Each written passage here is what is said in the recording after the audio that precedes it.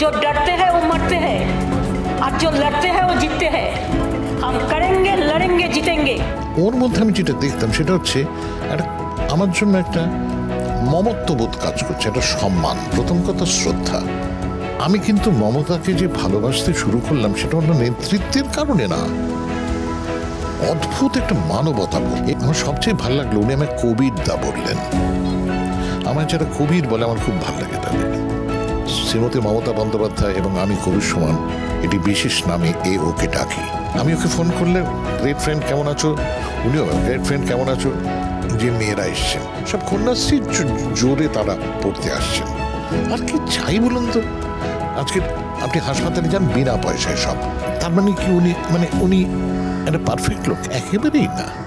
আমি শুধু এটুকু বলতে চাই যে আমি ওর মধ্যে যে ধাতু দেখেছি একমাত্র আমার নিজের মা ছাড়া কারোর মধ্যে দেখিনি।